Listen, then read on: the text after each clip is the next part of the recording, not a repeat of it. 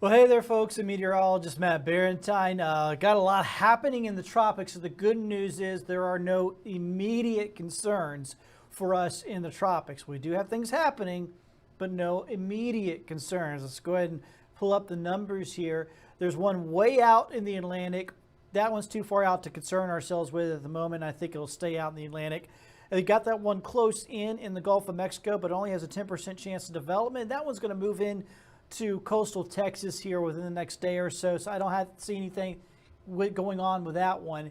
The main one that we have to keep an eye on is one that's going to be going farther into the Caribbean. That's the one that has the chance over the long term of some development. Not, like I said, nothing happening right now in the tropics. The tropics are quiet at the moment as far as any immediate development is concerned. We don't see that happening.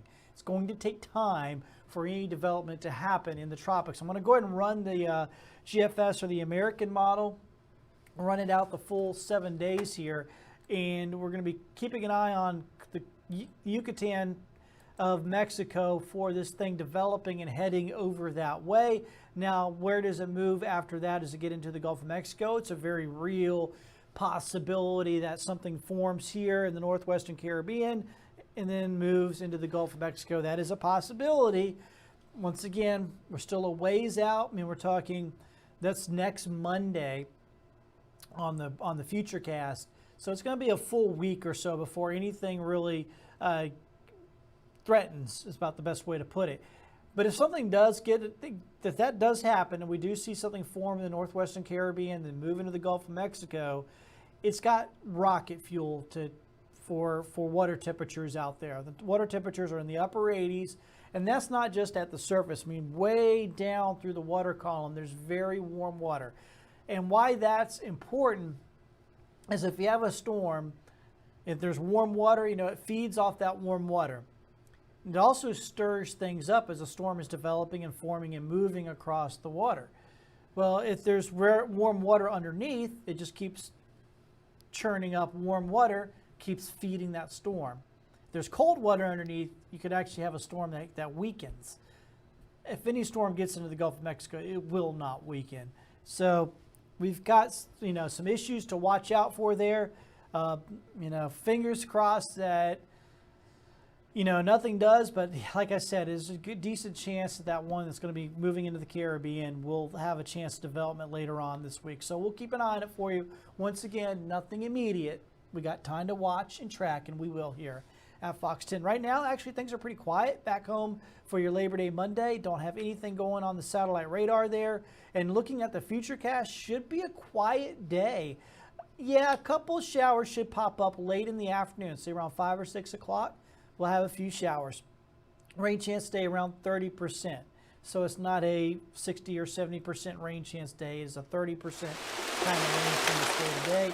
Looking ahead, though, we're going to have a front that's going to move on in and stall out later on this week. And you'll see higher rain chances by about midweek, and by late week, we got real high rain chances. Thursday on into Friday, heavy rain is going to be possible. Several inches of rain is going to be possible with this system as it stalls out on us later this week. So I'm going to get you the long-range forecast on that in a second. First off, though, I want to get you back to today, your Labor Day. Mid-90s out there this afternoon, isolated showers and storms, spotty showers and storms. Heat index values well above 100 here this afternoon, and it's going to be very hot, very steamy, uncomfortably hot out there today. All right, so here's that long-range forecast. So here's some important stuff here. Rain picks up late in the week, and you can see that does dial back the temperatures Thursday and Friday down into the 80s there, but that's just more of rain-cooled temperatures. But that rain pushes out, that front pushes out by the end of the week, and this weekend, a different air mass moves in for Saturday and Sunday. We'll drop down in the 60s in the morning, mid-80s in the afternoon, maybe upper 80s, but definitely cooler.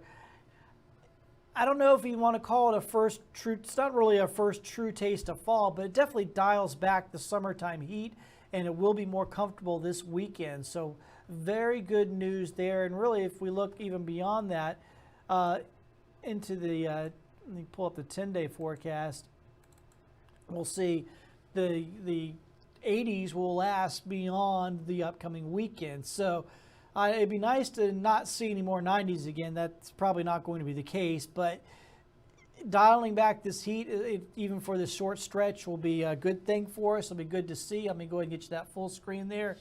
So you can see big rain chances into the week. That's part of a cold front. That cold front pushes on through, and by the weekend, it looks really good for us. So hopefully we get some more pleasant conditions, dial back that heat, and looking better. But today, of course, is Labor Day. Today is still hot, mid-90s out there this afternoon. Do your best to stay cool. Have yourself a great day. Thank you so much for joining us here at Fox 10.